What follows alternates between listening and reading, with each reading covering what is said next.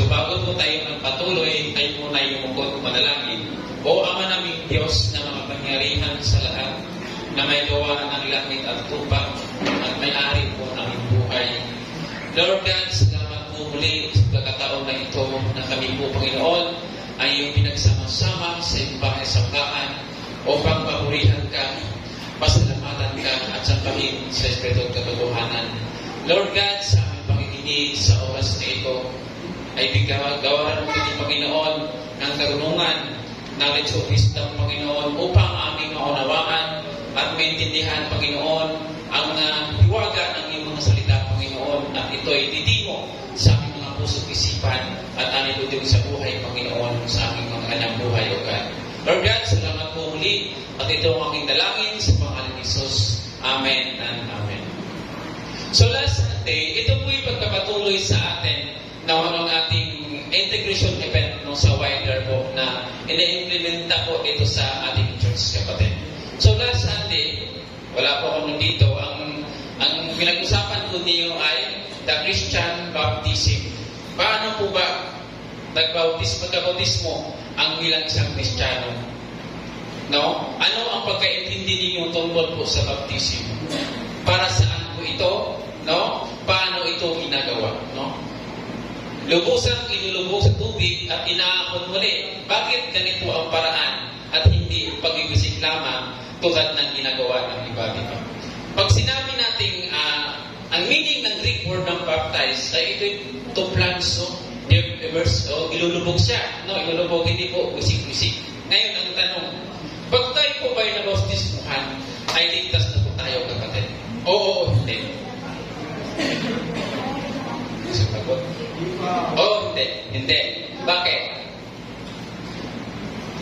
Ang bautismo ay pangpublikong pagpahayag lang, kapatid, no? Na isang mananampalataya ay naging-pag-isa na po sa ating Panginoon. Ibig sabihin, pag ikaw po ay napag-baptize, talikuran na po natin yung dati nating ginagawa. Kaya doon po magsisimula ang buhay ng isang Kristiyano once na napag-baptize po tayo. Hindi po ba? Hindi ibig sabihin na ligtas na po tayo pag tayo po ay napag-baptismo. No? Pastor, ayaw ko pag mag-baptismo, ako ba mariligtas? Tulad po ng yung katabi ng Panginoon na napako sa cross. Ang sabi niya, Panginoon, isama niyo ako pag maghari ka na. Di po ba? Ang sabi ng Panginoon, ngayon din, isasama kita sa aking paraseso. Di po ba? Walang pagsisisi, walang baptize po ang nangyari doon sa taong iyon. Ang kanyang pananampalataya lang po ang nagliligtas po sa kanya. Hindi po yung paglubog sa tubig, kapatid. So, ang paglubog sa tubig ay symbolize na handa tayong linisin ng ating kasalanan bago na natin balikan kung ano po ang nagawa natin kasalanan, kapatid. No? So, ang ating pag-uusapan ngayon ay tungkol naman sa Lord's Supper. No? Ano ba itong Lord's Supper na ito na ating sinasabi? No? Inuutos ni Jesus, gawin ninyo ito bilang pag-alala sa akin. Maraming salamat po, SSB, sa pagbasa kanina. Madalas ninyo itong naririnig sa monthly Lord's Supper na ginagawa natin dito sa ECCS Church. Sinusunod na natin ito, kapatid. So ang tanong, pero bakit pa natin pag-aralan ngayon? No? Bakit kailangan pagmaglaan ng isang sermon para sa isang gawain na ginagawa lang natin na 15 minuto sa isang buwan? No? O 3 oras sa isang taon. Unang dahilan, ito ay utos, no, ng ating Panginoon na tulad ng lahat ng inuutos niya na kailangan nating maunawaan at sundin na may tamang puso, no, at motibo. No? Ang tanong sa atin, naintindihan ba natin lahat kung ano ang Lord's Supper at bakit natin ito ginagawa, kapatid? No? At kung naintindihan natin, sinusunod ba natin ito ng may sinseridad? Marami tayong ginagawa sa buhay natin na basta na natin nagawa lang, kapatid. No? Hindi dapat ganoon ang Lord's Supper. Bakit? Dahil ito po ay sagrado. Ikalawa, ang pagdiriwang ng Lord's Supper ay nagpapakita ng kabubuang buhay sa ating church. Hindi po yung building, kapatid. Tayo po ang church, body of Christ. Di po ba? Ang pagkaunawa natin at ang attitude natin tungkol dito ay nagpapakita rin ang klase ng pagkakaunawa at attitude natin tungkol sa kung ano talaga ang church, kapatid. Di po ba? So, ikatlo, ang church life natin ay hindi natin maghihiwalay sa ating buhay Kristiyano. No? Nakakalungkot na maraming mga Kristiyano ngayon, kapatid, na parang ginagawa na lang libangan ang church. Kung punta lang, no? Wala nang commitment sa local church, pero kung pag-aralan natin ang New Testament, wala tayong makikitang indikasyon doon na ang kaligtasan at pagsunod kay Kristo ay pwedeng ihiwalay sa church life. Di po ba? So, your commitment to the church is a reflection of the kind of your commitment to Christ. Di po ba, kapatid? Ganun po dapat. Dapat nakikita po sa atin. No? Kaya mahalagang pag-usapan ang utos na ito ng Panginoon. Gawin ninyo ito sa pag-alala sa akin. Hindi lang Lord's Supper ang ginagawa natin ng ilang sandali, ilang minsan sa isang buwan ang pag-uusapan natin. We talk about what is Christ's design for the church, kapatid. Ano po ba ang design ng Panginoon sa church? We talk about our calling as Christian and member of His church. Now, we talk about Jesus and our relationship with Him. So, it is important to us na maunawaan po natin kung ano po ang pagkakaunawa natin sa Lord's Supper.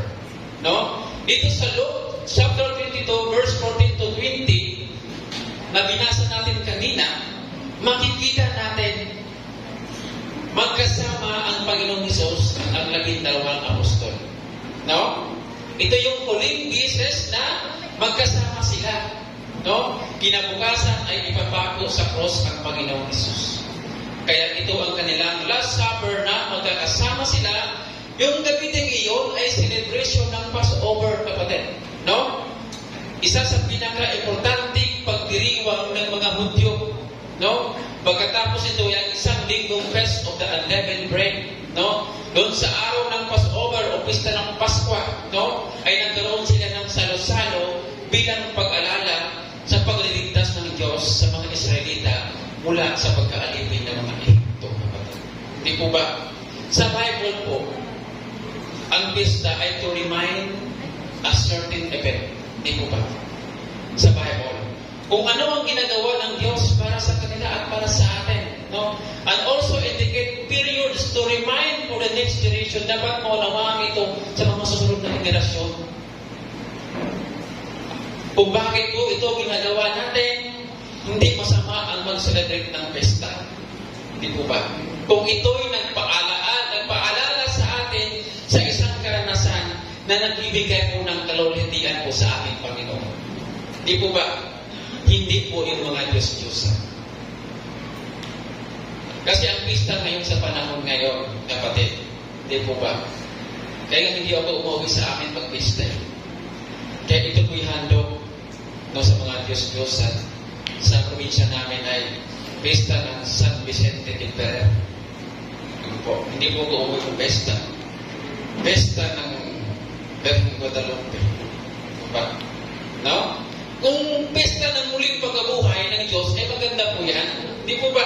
No? Kaya ang ating celebration ay worship celebration. Kumbaga, ating pinagdiinan ang muling pagkabuhay ng ating Panginoon. Yung resurrection po. Hindi po yung pagkapatay niya. Kasi wala pong saysay ang ating ginagawa dito, kapatid, kung hindi po nabuhay ang ating Panginoon. Di po ba? Wala pong saysay. Walang saysay ang pangarap natin dito kung ating Panginoon hindi nabuhay sa katong araw. So, bukod sa salo-salo, bahagi ng tradisyon nila, ang reenactment ng paglagpas ng anghel, kaya Passover ang tawag, no? Na papatay sa lahat ng mga pagangay na lalaki ng mga Egyptian. Ang mga nalagpasan ng anghel na iyon ay yung bahay ng mga Israelita na may dugo ng lamb sa hamba sa kanilang pintuan. No? Kaya habang pinag-uusapan natin Lord's Supper, keep in mind ang connection nito sa Passover, kapatid. No? Sa pagliligtas ng Diyos na magkaroon ng ganap na katuparan, ang isakripisyo ang Passover lang. No? Walang iba kundi ang Panginoong Hesus na nagbuhos ng dugo sa cross para sa ating mga kasalanan. So sa huling hapunan, si Jesus kasama ang kanyang mga alagad, may ipinagdiriwang, kapatid. Mayroon pong selebrasyon na nangyari. Pero, mixed emotion po ito. Kasi nagpapakita si Jesus ng indikasyon na iiwanan niya ang kanyang mga alagad. No? Kung para sa akin ito, parang ito po yung dispedida. No? Isang farewell party po ang nangyayari dito. Sa isang kamag-anak natin na papunta ng malayong lugar. Di po ba? Masaya kasi parte sa kanya, pero malungkot din kasi aalis ang isa sa mahal sa buhay. Di po ba? Pero yung Last Supper na yun ay parang yung mag-abroad, nagbibigay ng tagubilin sa kanyang kamag-anak, kahit matagal akong babalik, ang request ko sa inyo ay magkaroon kayo ng reunion tuwing birthday ko, ay i-celebrate ninyo at magpapadala-dalan ako ng paghanda ninyo. Di po ba? Yung Last Supper na yun ay parang despedida parte. At yung Lord's Supper na ginagawa natin Monday ay parang yung birthday celebration taon-taon, kapatid. Baka yung iba sa inyo magkakaroon ng Lord's Supper, para saan ba ito? Bakit na itong ginagawa din sa church? Ano ba ito? Word naman, di ba minsan gano'n, iba hindi alam. So tingnan natin kung ano ito, para saan ito, at ano ang kinalaman nito sa buhay ng bawat isa sa atin. Ako, kapatid, nung wala pa ako dito sa iglesia ito, kung saan ako dumadalaw ng gawain, nakikipila lang po ako. Doon sa malaking sekta, ang haba ko ng pila niya. Ano kaya pinipilaan dyan? Pagdating doon, may binibigay, sinusuko. Pila lang ako kung hindi ko po naunawaan kung para saan ko ito. Nakikibahagi ko ako, pero wala akong alam, wala akong knowledge doon para saan ito. So think of the Lord's Supper as a celebration party. Kapag may sarasalo o party ang mga Pilipino, no, siyempre hindi mawala ang kainan. No? Kantahan at pintuhan. Tingnan natin yan isa-isa. Pero bago yun, siyempre, kailangan na nandun yung mga kaibigan. No? Sila yung invited sa party. Dito sa Lord's Supper, kasama niya yung mga apostol niya. Yung 12. At ito ang position natin sa church. Batay din sa turo ni Apostol Pablo sa mga taga-Corinto. No? Na magkaroon ng pagsisiyasat sa ating sarili natin kung bahagi na ba tayo ng katawan ni Kristo. Kung totoo nga ba ang relasyon natin sa Kanya. Kung totoo nga bang tagasunod tayo kay Jesus. No? Pero siyempre hindi naman namin alam kung sino-sino ang totoo mga Kristiyano. No? Pero invited dito ang lahat ng bahagi ng tagasunod ni Jesus. Kahit hindi ka pa official member ng YCCS, bisita, basta may relasyon ka sa ating Panginoon, ay invited po tayong lahat dito sa ating worship celebration. Siyempre, hindi kasama ang kaaway ni Jesus doon na nagpaplano ng masama sa Kanya. No? Do you hate Jesus? Do you want to be identified for Him? Siyempre, kahit ngayon, may ganyan pa rin mga kapatid. No? Pero hindi common sa mga Pilipino sasabihin, I hate Jesus. No? Pero mag-ingat pa rin tayo. Baka bahagi nga tayo ng Lord's Supper, kapatid. No? Nakikibahagi nga tayo no, sa church life ng ECCS. Pero baka hindi tayo taga-tunay na kay Jesus. Di ko ba? Tandaan natin sa 12 alagad, may isang traidor, may isang Judas, kapatid. No? Sabi nga doon sa Lucas 22, verse 21-23, ngunit kasalo ko rito ang magkakanulo sa akin. Papanaw ang anak ng tao ayon sa itinakda ng Diyos. Ngunit kahabag-habag ang taong pagkanulo sa Kanya at sila'y nagtanungan kung sino sa kanila ang nagawa ng kanyang kapatid.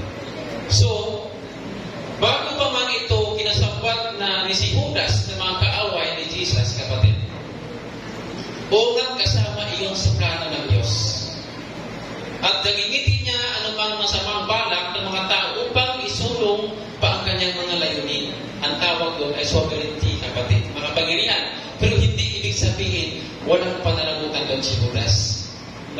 Sabi doon, whom is betrayed. Nakakaawa ang sasapitin niya dahil sa kanyang panloloko sa mga tao. Ni hindi alam ng 11 disciples na piki pala siya. No? Traitor pala siya. Sa loob ng 3 taon, akala nila isa si Judas sa kanila. Hindi pala, kapatid.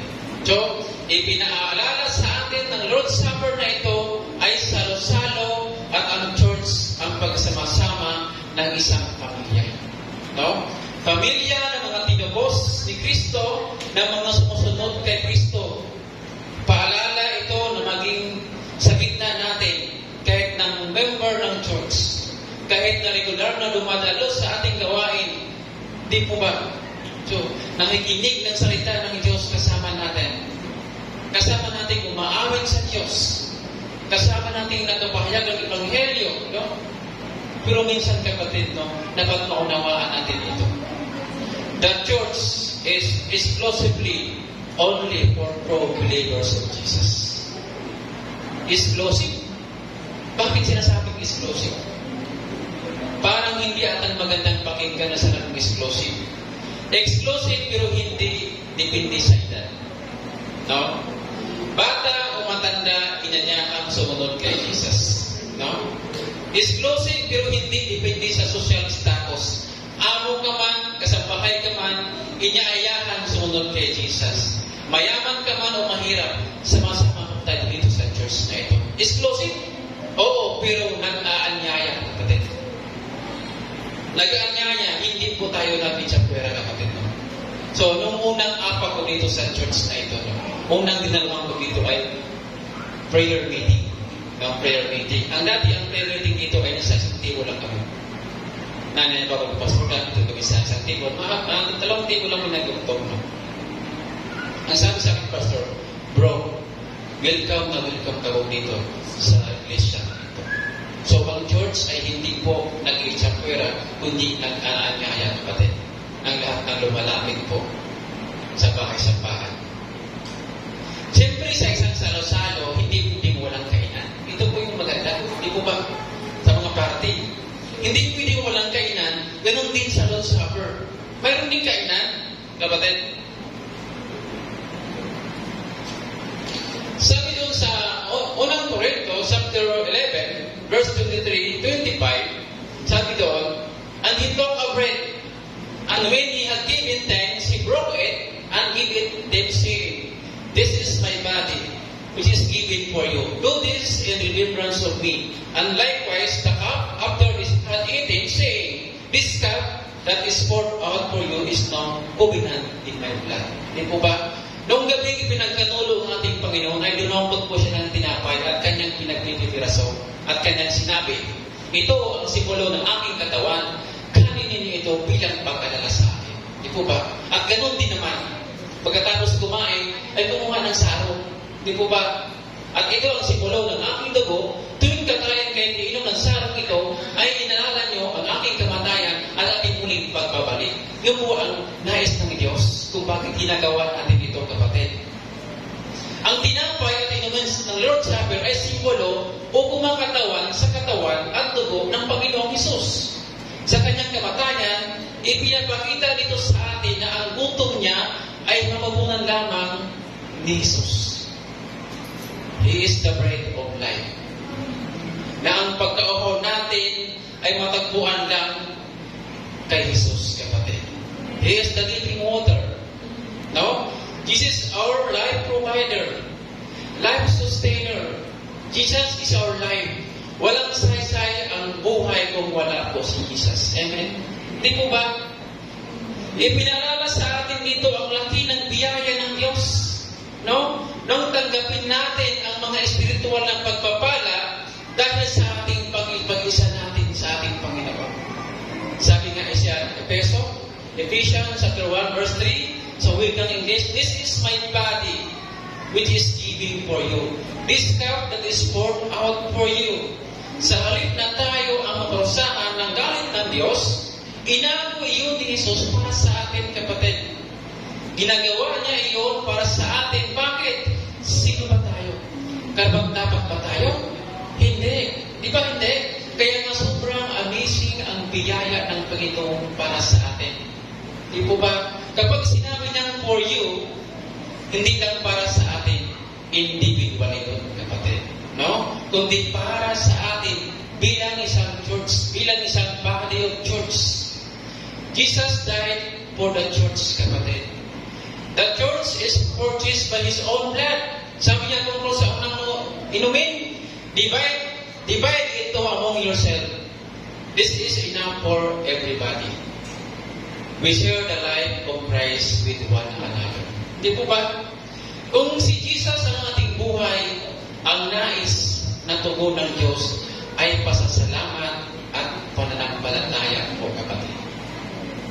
Ang pasasalamat na ginawa ni Jesus bago ang muling hapunan ay dapat din natin gawin dahil sa laki ng biyaya ng kaligtasan na tinanggap na po natin. Hindi lang tuwing Lord's Supper, kapatid, kundi sa araw-araw ng ating mga personal na buhay, ang pagkain natin, ang tinapay at pag-inom ng inumin ay nagpapakita ng pagtanggap natin kay Jesus sa pamamagitan ng pananampalataya. Di po ba? Ang panawagan niya ay patuloy na magtiwala sa Kanya para sa ating mga espiritual na buhay, kapatid. Walang buhay ang church natin kung wala si Jesus, tulad ng sinabi ko kanina. Walang saysay po ang ating pagtalong sa ating worship celebration kung hindi po nananahan sa atin ang ating Panginoong Kristo sa bawat isa sa atin, kapatid. Di po ba? Kaya nga tuwing magkita-kita tayo, tinitiyak natin, nagsalo-salo tayo sa Kanyang salita. Di po ba?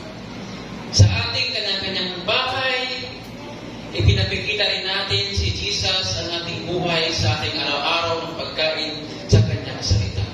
Di po ba? Mayroon tayong mga devotion pang sarili natin, araw-araw. Di po ba?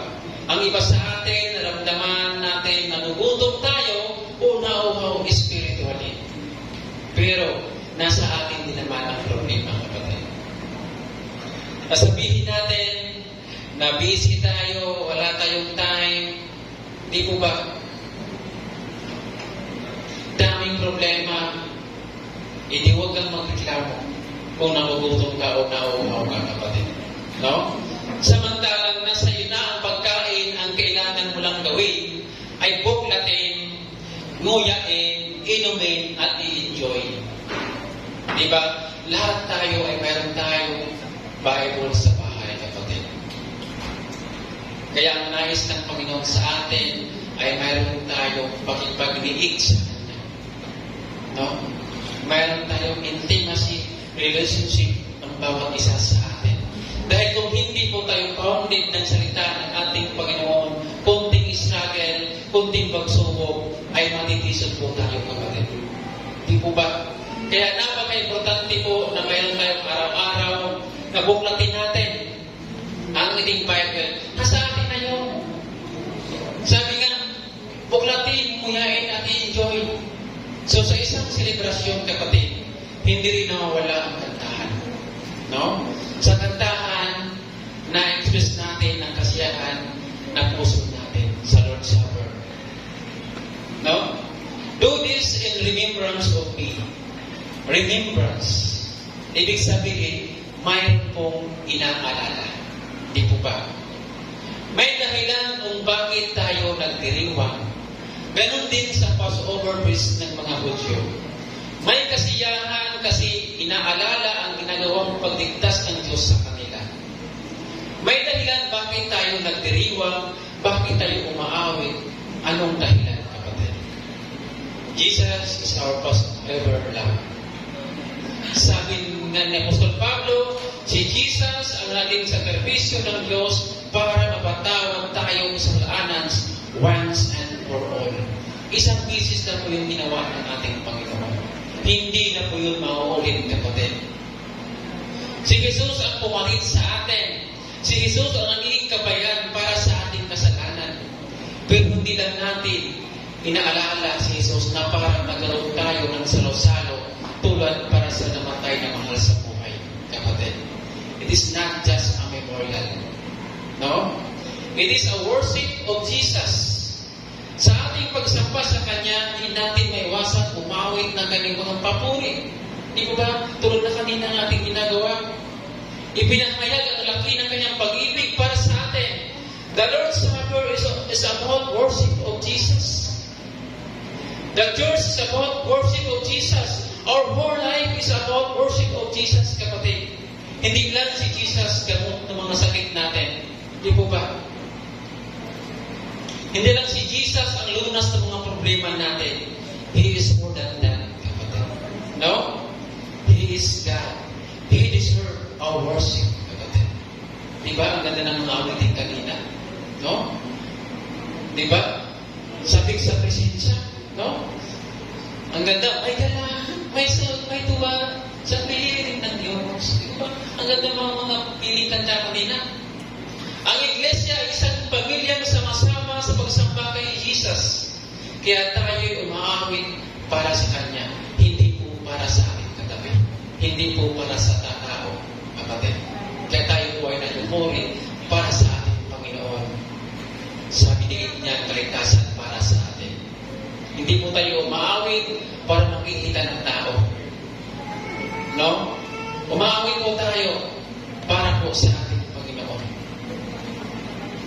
Kaya kinakausap natin siya sa panalangin.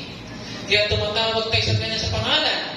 Tanungin po natin ng sarili natin kung ano ang tingin nating relasyon sa ating Panginoon. Are you just a friend of Jesus? A fan of Jesus? An admirer of Jesus? Do you like Jesus? Or are you a worshiper of Jesus? May kainan, may kantahan, pero siyempre hindi mawawala ang kwentuhan. Bahagi nito ng remembrance. Kapag inaalala mo ang isang tao, pinagkukwentuhan ninyo yung mga katangian niya, saka yung mga ginagawa niya, di mo ba? Pag nagkaroon tayo ng pagtitipon. Tuwing Passover, nakakawian ng mga audio na magkaroon ng reenactment nung araw nang iligtas sila ng Diyos mula sa pagkailipin ng Ehipto. Kung paano ginawa ng Diyos, paano niligtas ang Diyos ang mga Israelita sa mga Egyptian. Ang layunin ng Diyos na mag-utos na kanila ng celebration ng Passover at Feast of the Unleavened Bread, kapatid. No? Kaya sabi doon sa Deuteronomy, sa verse 16, verse 3, sa wikang Ingles, that all the days of your life, you may remember the day when you come out of the land of Egypt. Ganon din sa Lord's Supper, kapatid. Para hindi natin makalimutan ang laki ng ginawa ng Diyos para sa atin. Kaya sabi ni Apostol Pablo, you proclaim the Lord's death among ourselves and to other people, kapatid. Di po ba? Pero sasabihin ng iba, imposible naman makilimutan natin si Jesus at ang ginawa niya para sa atin. Kapag nagkikwentuhan ba tayo, ano ang laman ng kwentuhan natin? Di po ba? Ay, pare, ikaw dito. Di po ba? Ano ang laman ng kwentuhan natin pag tayo nagkita-kita? No? Hindi ba nakita doon kung ano ang bagay na mahalaga sa atin? When was the last time we talk about what Christ done for us? Kailan ang huling narinig ng kaibigan mo, ng kamag-anak mo, ng kaopisina mo, na you are a follower of Jesus? At kung ano ang ibig sabihin nun, kapatid? Baka si Jesus, naalala natin, pagkikwentuhan lang natin kapag linggo, kapag may deep service, kapag may gawain, kapatid. Hindi lang po dito nanatili. Dapat hanggang sa labas. Sabi doon, go proclaim the Lord's death among others, among ourselves, and to other people, kapatid. Ganun ba ang tingin natin sa buhay Kristiyano? Di ba hindi? Ganun ba ang tingin natin kung ano ang church? Hindi po ganun. Ang wider po, ang intermission event na ito natin pinatupad sa iglesia ay dapat may bahagi. Na may gaan kita, ibahagi mo rin, connect po ito. Kaya ang wider, kapatid, malawak po ang abutin ito. So tulad ng anumang salo-salo, kahit masaya, may katapusan din. Dito rin ako magtatapos. No? Pero ito yung katapusan na mas masaya, kapatid. Ang taon ng birthday celebration ay mapapalitan ng mas masaya kapag dumating na ang kamag-anak galing sa ibang bansa. Di po ba? Masaya yun, kapatid. No?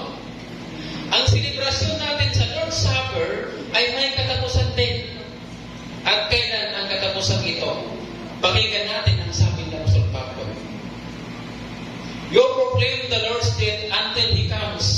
No? Sabi doon sa Lucas 22:15-16, sabasahin natin, sinabi niya sa kanila, matagal ko nang hinahangad na makasalo kayo sa unang pagpaskwa na ito bago ako magdusa. Sinabi ko sa inyo, hindi na ako muling kakain ito hanggang sa ito'y naganap sa kaharian ng Diyos, kapatid. No? For I tell you, I will not eat until it fulfilled in the kingdoms of God. For I tell you that from now on, I will not drink of the fruit of the vine until the kingdoms of God come. Sa mga oras na ito, kapatid, nakikisalo pa rin siya. Pero sinabi niyang hindi na ito mauulit. Mauulit lamang kapag natupad na ito sa kaharian ng Diyos. Ano ang tinutukoy dito? Kailan mangyayari ito? Sa isang banda, natupad ang layunin ng Passover sa kamatayan ko ni Jesus. Dahil siya ang naging Passover lang, natupad ang plan ng Diyos na namatay si Jesus sa cross para sa ating mga kasalanan. Sa isang banda, dumating na ang kaharian ng Diyos, pero hindi pa kumpleto. May isa pang hinihintay na katuparan para sa kaharian ng Diyos, kapatid. Ang pagbabalik ng Panginoon Jesus, kung saan maganap ang marriage supper of the Lamb. Sa pagbabalik niya, makakasalaman natin siya sa isang napakalaking salo-salo. Hindi po ba? Ito niya tayo sa ulan, magsama-sama ang kanyang mga anak, kapatid. Nawa, ang mensahe ito ay nagsisilbing eye-opener po sa atin. At naunawaan natin kung bakit natin ito sinisempre buwan-buwan, kapatid. No? Ito'y bilang pag-aalala sa kanyang kakayahan at ang kanyang muling pagpalabalik. Isang magandang umaga po sa ating lahat. Purihin po ang salita natin.